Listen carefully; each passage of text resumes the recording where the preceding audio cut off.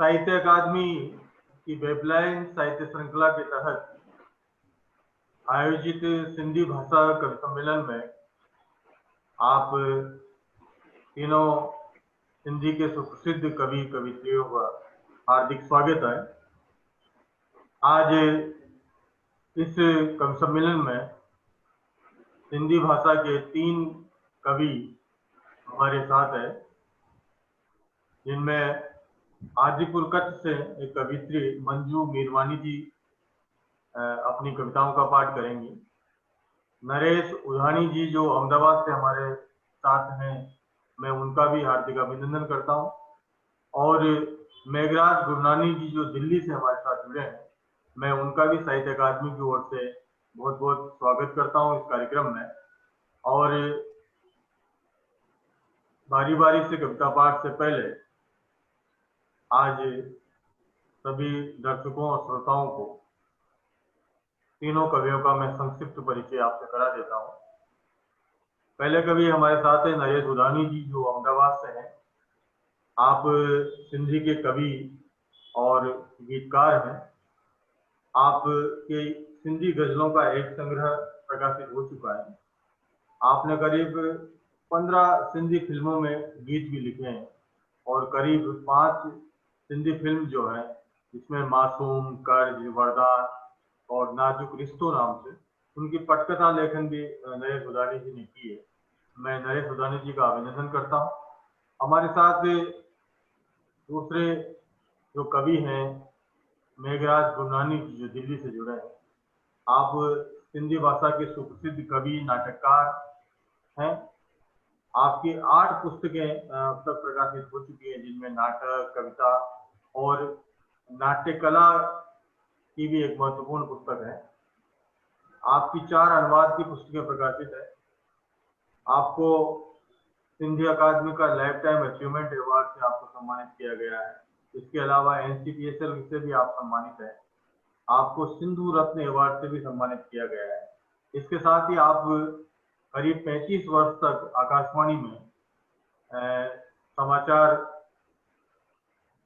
प्रस्तुतकर्ता और अनुवादक के रूप में भी आपने बहुत महत्वपूर्ण सेवाएं दी है। तो और हमारे साथ तीसरे जो कवित्री हैं आदिपुर कच्छ से मंजू मीरवानी जी। आप सिंधी भाषा में कविताओं के साथ हिंदी और अंग्रेजी में भी कविताओं का लेखन करती है। आप नाटक में भी आपका नाट्य लेखन में भी आपका बराबर से सक्रियता बनी रहती है। आपने नाटक, बाल नाटक के अलावा संपादन में करीब 6 पुस्तकें आपकी प्रकाशित हैं। आपकी कविताएं अदबी चमन, बाग बहार, सुरभि आदि जो सिंधी भाषा की महत्वपूर्ण पत्रिकाएं हैं, उनमें रचनाएं प्रकाशित होती रहती है। आप विभिन्न संस्थाओं के माध्यम से आदिपुर कच्छ में सिंधी भाषा, साहित्य, संस्कृति की सेवा के लिए सक्रिय भी है। तो मैं आप सभी रचनाकारों का इस साहित्य अकादमी की वेबलाइन साहित्य श्रृंखला में हार्दिक अभिनंदन करता हूं। और इस पोइट्स मीट यानी कवि सम्मेलन के पहले कवि के रूप में मैं नरेश उधानी जी से आग्रह करूंगा कि वो अपनी रचनाओं का पाठ करें। नरेश उधानी।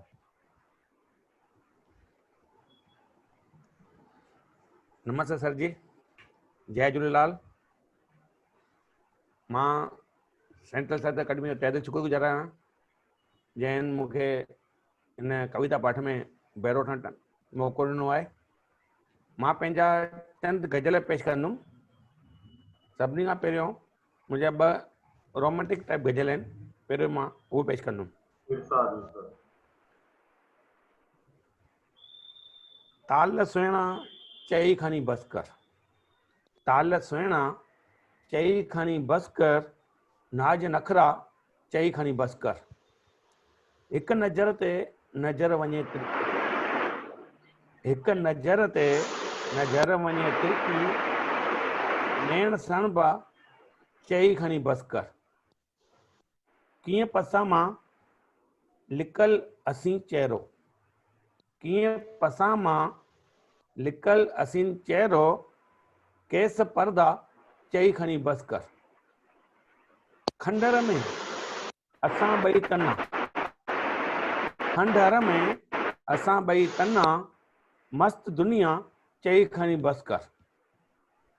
रेत जी खुश्क परबतन जे विच, रेत जे खुश्क परबतन जे विच झील झरना चई खणी बस कर। रूप जी जायदाद वारिस तूं, रूप जी जायदाद वारिस तूं, ठाठ रुतबा चई खणी बस कर। मुश्क सां जायको वठे मासूम, आखिरी बंद आहे। मुश्क सां जायको वठे मासूम, माठ दर का चई खणी बस कर। ताल सुहिणा चई खणी बस कर, नाज नखरा चई खणी बस कर। मुंहिंजो हिकु ॿियो मतिलबु रोमांटिक गज़ल आहे, जी वो मां तव्हांखे पेश कयां थो। रात में आफ़ताब थो ॾिसिजे, रात में आफ़ताब थो ॾिसिजे, हुस्न जो इंकलाब थो ॾिसिजे। पंखुड़ियुनि ते फिदा थी आहे वारी, पंखुड़ियुनि ते फिदा थी आहे वारी, कारो बादल बेताब थो ॾिसिजे।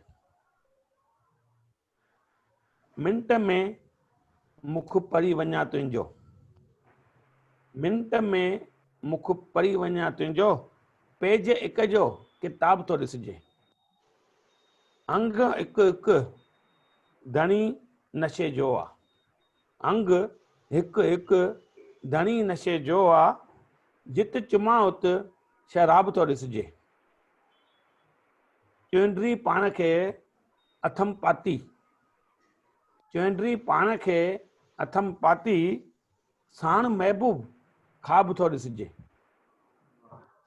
तन बदन थो जले जुदाईअ में, तन बदन थो जले जुदाईअ में, ही विछोरो अजाब थो ॾिसिजे। ॾो मासूम जी नज़र जो आहे, ॾो मासूम जी नज़र जो आहे, कुझु इरादो ख़राब थो ॾिसिजे। रात में आफ़ताब थो ॾिसिजे, हुस्न जो इंकलाब थो ॾिसिजे। हिकु अहिड़ो गज़ल पेश थो कयां जेको मूंखे हमेशह मोटिवेट कंदो रहंदो आहे। समुंड बुक में भरण जी तमन्ना अथमि, समुंड बुक में भरण जी तमन्ना अथमि, तंहिंमां मोती लहण जी तमन्ना अथमि। फूक सां पर्बतनि खे हिलाए सघां, फूक सां पर्बतनि खे हिलाए सघां, तेज आंधी फकण जी तमन्ना अथमि। अधु नंगो जिस्म वेरे बननि में फिरां, अधु नंगो जिस्म वेरे बननि में फिरां, रख निर ते मलण जी तमन्ना अथमि। वक़्त जे हर पने ते फ़क़ति मां हुजां, वक़्त जे हर पने ते फ़क़ति मां हुजां, ख़ुदि ई क़िस्मत लिखण जी तमन्ना अथमि।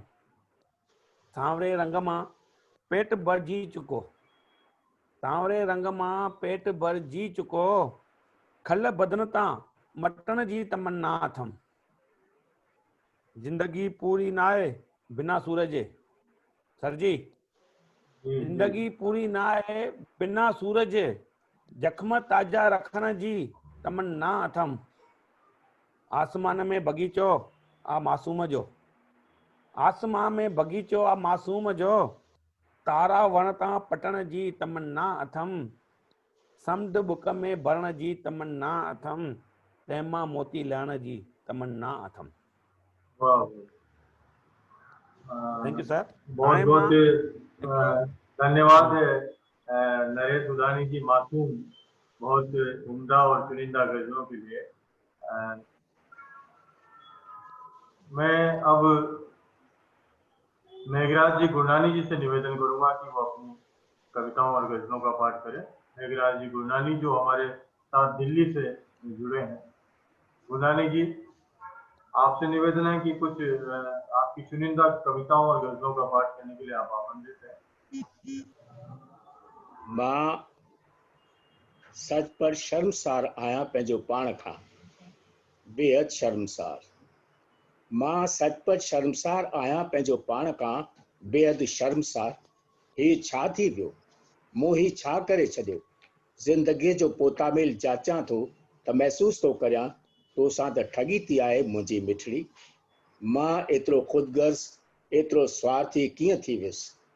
मूं जॾहिं जिते जेतिरो तोखे ॾिनो तो सदाईं बिना शिकायत जे शुक्रगुज़ार जे जज़्बे सां स्वीकार कयो। पर उन्हनि शुक्रगुज़ारीअ जे वज़र वारे नज़रुनि जे पोयां लिकल शुक्रगुज़ारीअ वारे नज़रुनि जे पोयां लिकल तुंहिंजी पीड़ा खे मां ॾिसी छो न सघियुसि। मूंखे यादि आहिनि तुंहिंजियूं ॾिनल अखियूं जिन में सुहाग जे मोकिलाए वञण जो डपु लिकल हूंदो हो। मूंखे यादि आहिनि तुंहिंजूं उहे ॾिनल अखियूं जिन में सुहाग जे मोकिलाए वञण जो डपु लिकल हूंदो हो। ऐं मां जॾहिं एयर कंडीशन ICU में लेटियो पियो हूंदो हुउसि तॾहिं तूं इस्पताल जे कॉरिडोर जी गर्मीअ में मुंहिंजी वॾी आरजा करण लाइ मंत्र जपींदी रहंदी हुई। मां तोखां सदाईं वठंदो वियुसि, तुंहिंजी झोली ख़ाली करे छॾियमि। मोट में मूं तोखे छा ॾिनो? कॾहिं हिकु इस्पताल, कॾहिं ॿिए इस्पताल में रुलण, दवाख़ाननि जा चकर हणण बावजूदि तो कॾहिं शिकायत कोन कई। मां एतिरो स्वार्थी, एतिरो ख़ुदगर्ज़ थी वियुसि जो इहो विसारे वेठुसि त ज़िंदगी जे ख़ुशियुनि ते तुंहिंजो हक़ हो। मां सचपच शर्मसार आहियां, बेहद शर्मसार, बेहद शर्मसार। गीत पेश आहे।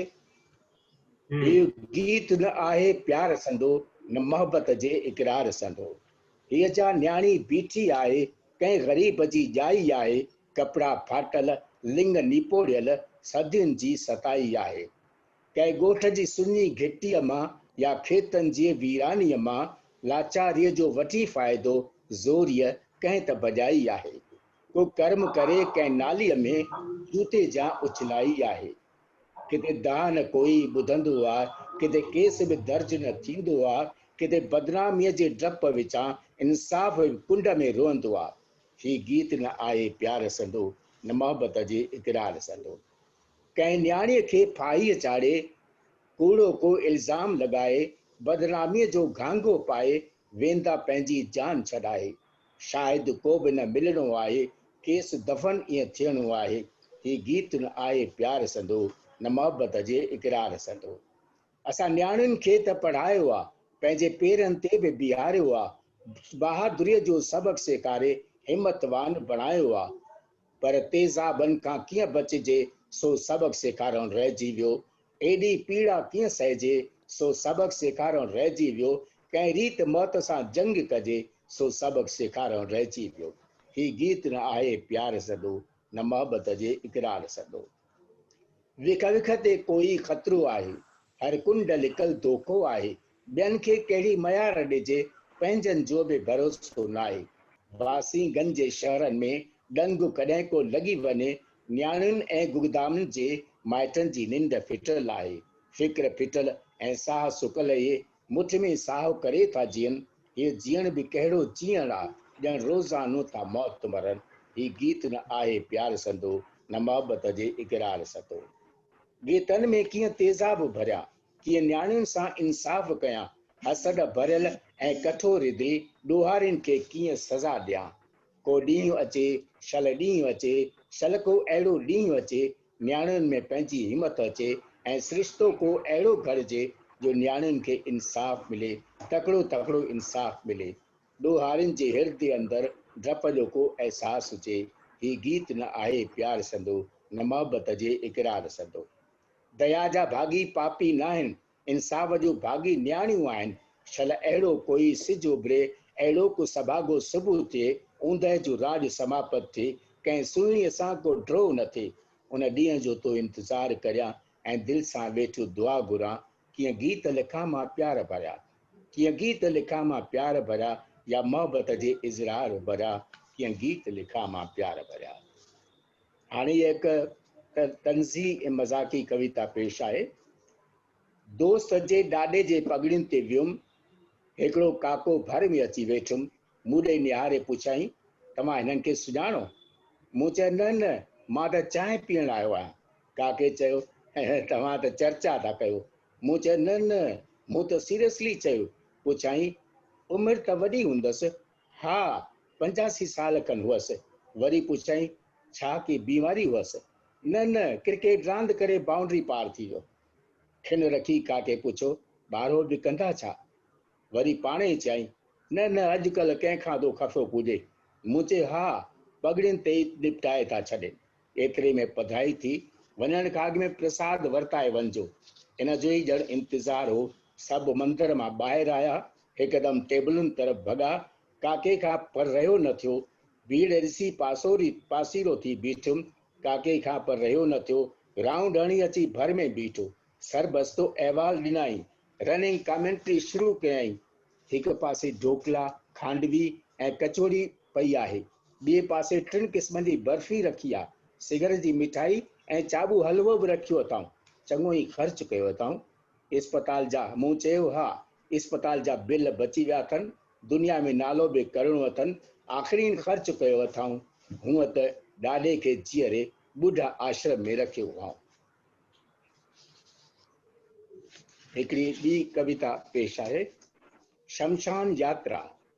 हिकु ॾींहुं ओचितो पाड़ेसरी मरी वियो, ॿुधाइण बिना ई मथे हली वियो। हिकु ॾींहुं पुछंदो पाड़ेसरी मरी वियो, ॿुधाइण बिना ई मथे हली वियो। लाचार सर सां गॾु वञिणो पियो। पाड़े जो मामिलो थी पियो। सर मां हिकिड़े शख़्स चयो, हीउ त ॾाढो मक्खी चूस हो, एतिरो जल्दी कीअं हलियो वियो? पुठियां आवाज़ आयो, अलाए कंहिं फरमायो।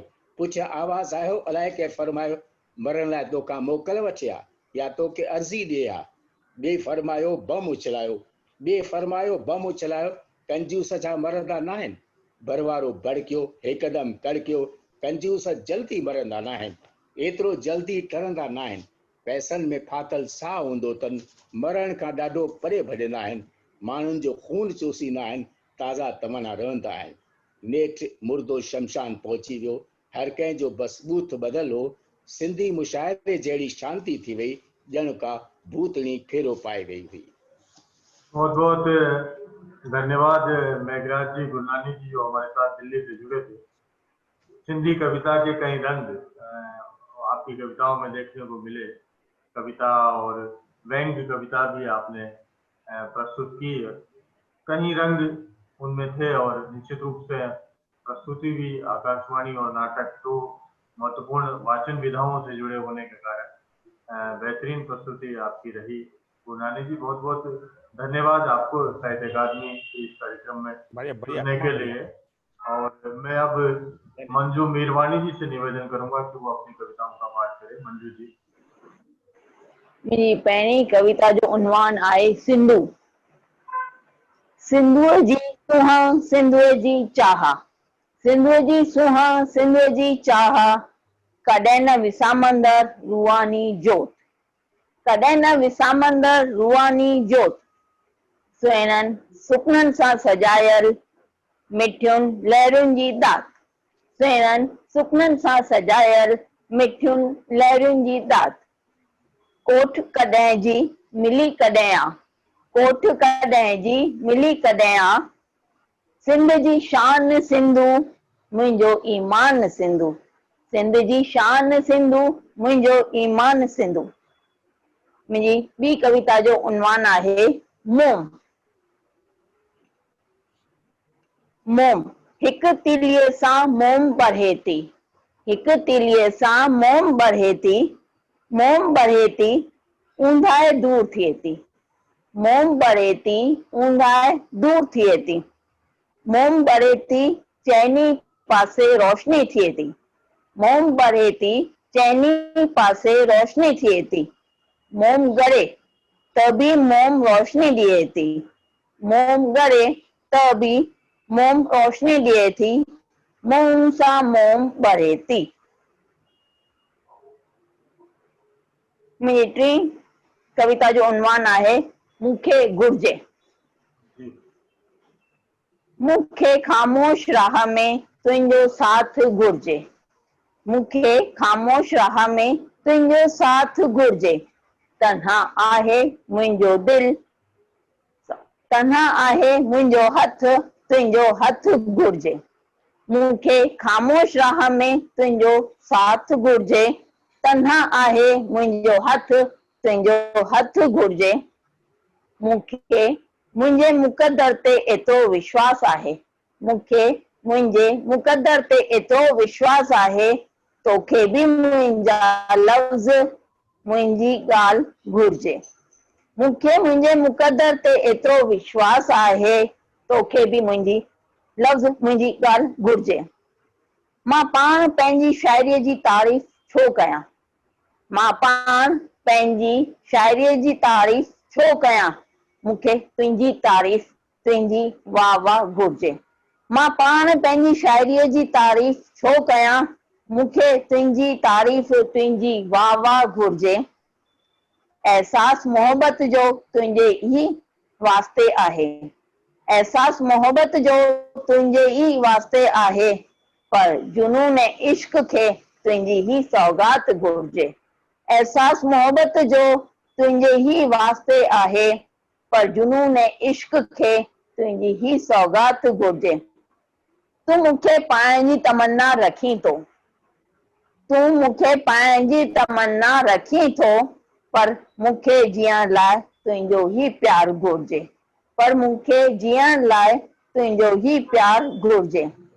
तूं मूंखे पाइण जी तमन्ना रखी थो, पर मूंखे जीअण लाइ तुंहिंजो ही प्यार घुर्जे। मुंहिंजी चौथी कविता जो उनवान आहे स्त्री आहियां। फ़ख़ुरु अथमि पाण ते त मां स्त्री आहियां, कुदरत जी रचना में शामिल आहियां।